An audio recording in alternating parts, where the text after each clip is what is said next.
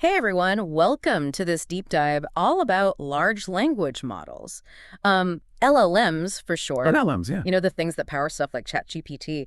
It's really pretty wild what these models can do already, right? Like they can write all kinds of stuff, Yeah. translate languages, answer your questions like a pro, even if you ask something super complicated or like out of left field. hmm But, well, get this, there's this new development, and it might just take these LLMs to like a whole nother level. It's called chain of associated thoughts, CoAT for I know short. I've heard of this. And the big idea, well, it's all about making LLMs think less like, robots and more like us. Interesting. So we are going deep, deep, deep into a research paper called, get this, CoAT, Chain of Associated Thoughts Framework for Enhancing Large Language Models Reasoning. Okay.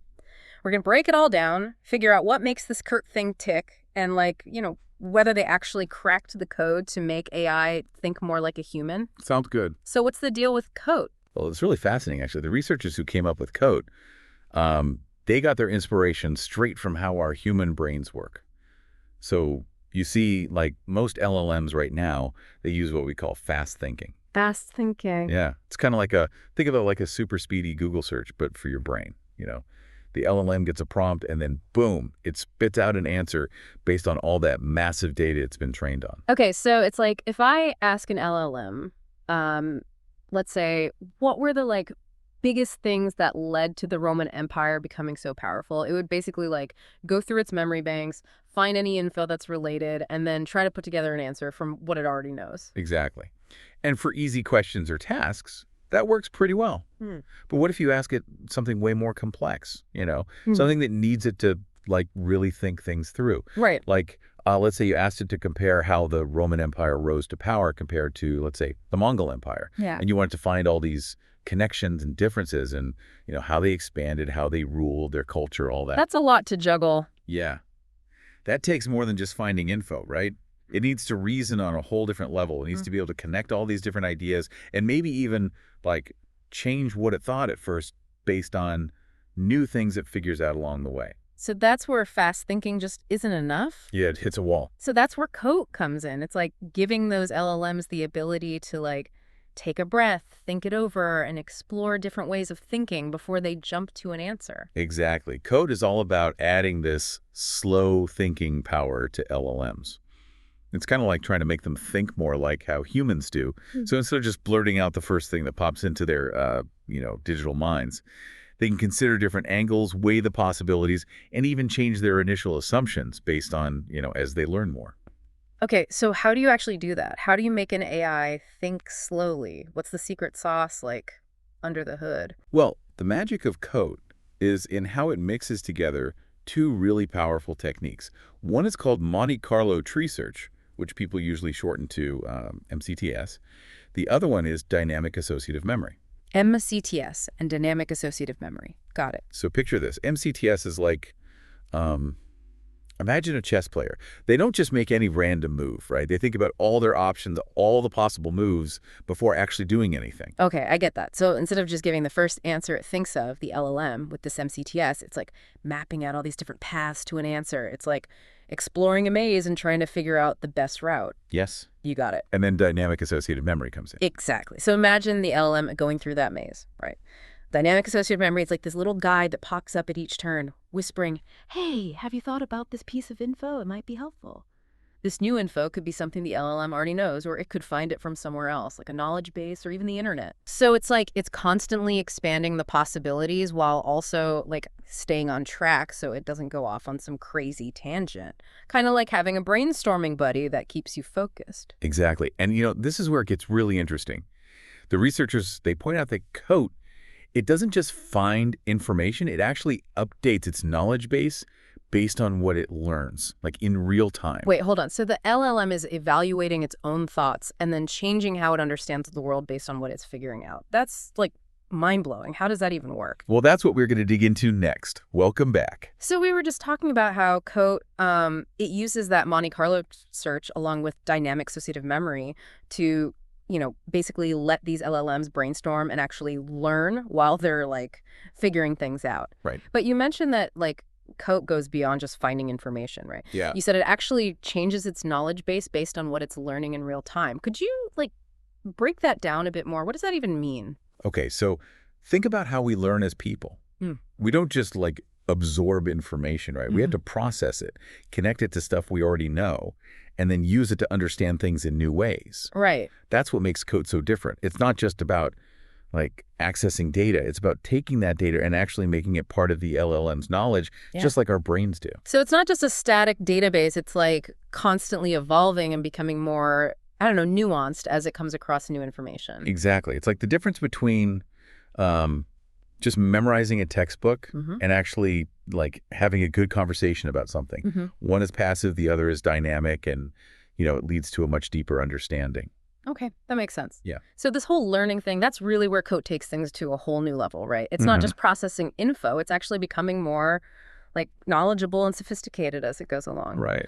But if we go back to that example of comparing, the Roman Empire to the Mongol Empire, how would that real-time learning actually play out in, CoAT's thought process? Let's say the LLM is trying to figure out how the Roman and Mongol empires, use different military strategies. Okay. As it starts exploring this question, uses that MCTS we talked about, it might first like pull up information about the Roman legions and how they fought in those, really organized formations. Right, like the classic Roman soldiers. Yeah. But then through that dynamic associative memory, it might suddenly find info about the Mongol cavalry, how they were so fast and good with their bows and arrows. Ah, so a totally different style of warfare. Exactly. And this new info could make CoAT rethink what it initially thought about, like how important heavy infantry was in ancient battles. I see. So instead of just pointing out the obvious differences in, what kinds of soldiers they had, CoAT can actually like make smarter comparisons because it now understands the strengths and weaknesses of each empire's military approaches on a deeper level.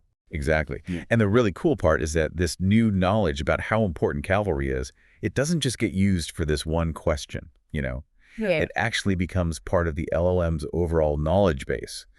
So the next time it comes across a question about military history, like, let's say, comparing Alexander the Great's tactics to Genghis Khan's, it can use what it learned about cavalry to make even more insightful connections. Wow. So it's like building a mental model of how the world works, and that model just keeps getting like refined and more accurate as it encounters new stuff and takes on new challenges. Yeah. It's amazing. Yeah.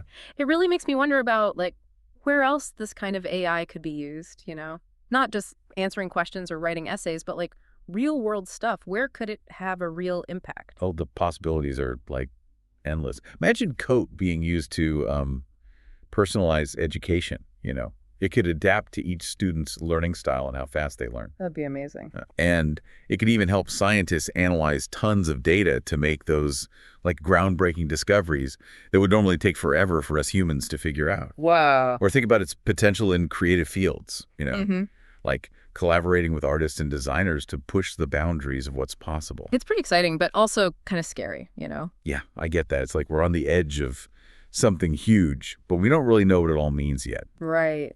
Which brings us to our next point. While CoAT has all this amazing potential, it also makes us think really hard about, like, how do we manage and control these really smart AI systems? Like, how do we make sure they're used for good and not for bad? Yeah, that's a big one. Right. That's what we are going to talk about next. Okay, so we've spent all this time going deep on this CoAT framework, and you've shown us all these inner workings, how it combines that Monte Carlo Tree Search, the MCTS, with dynamic associative memory. Right. And how it's not just like finding info, but actually like integrating it and becoming smarter as it goes. But, as cool as all those technical details are, I keep thinking about the bigger picture, like what does CoAT really mean for the future of AI for all of us? You're hitting the nail on the head there. CoAT, it's not just some small step forward. It's like a whole new way of thinking about artificial intelligence. It could like blur the lines between how humans think and how machines think in ways we're only starting to understand. Whoa, that's a big statement. It is. I mean, what makes CoAT so different from the AI like we use today? Well, for years, AI research has been mostly about making systems that are really good at one specific thing, right? Right. Like take image recognition software. It can tell you what kind of dog you have in a picture, like with crazy accuracy. Or those language systems that can translate anything instantly. Yeah, that stuff is super impressive. Oh, totally. But they're still kind of limited, you know? Yeah, they're great tools for their one job, but it's not like they're thinking the same way we do with, all that flexibility and stuff. Exactly. Yeah. That's what's different about coding. It's pointing us toward AI that's more general purpose, like an AI that can reason and learn and adapt the way humans do. Imagine an AI that doesn't just translate like from Spanish to English, but can understand the cultural stuff in the text, even figure out what the author was really trying to say. Wow, that's a whole other level. Yeah, that's the kind of leap code is talking about. Okay, so it's passional.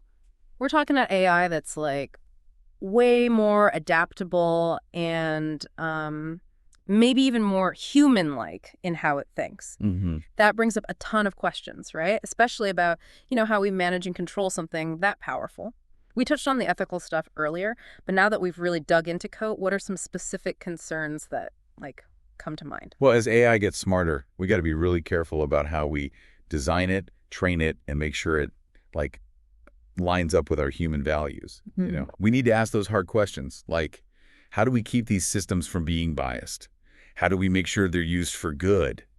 And, the biggest one, how do we stay in control when they're constantly learning and changing? It's like you're describing a future where AI is everywhere, Yeah. in our homes, at work, in, healthcare. It's exciting, but honestly, it's kind of freaky, too. I get it. Yeah. It does feel like we're on the edge of something huge. Right. Right. We don't know exactly what's going to happen. Yeah, and I think you're right on the money there. CoAT, it's just one example of how fast AI is changing. And as these systems get more powerful, more common, we really got to have serious conversations about what it all means. Mm-hmm, for sure. It's not just about the tech itself. It's about how we, as a society, choose to use it. This deep dive has been, really eye-opening. Yeah. We started talking about the technical stuff of CoAT, but we ended up, wrestling with some really big questions about AI and what it means for humans. And that's what these deep dives are all about, right? Absolutely. Going beyond the surface and getting to the heart of these important topics. For sure. And to everyone listening, we want to leave you with this. The future of AI is being written right now, and we all have a part in shaping it. Yeah. So stay curious, stay informed, and keep asking those important questions. Exactly. Thanks for joining us for this deep dive. We'll see you next time.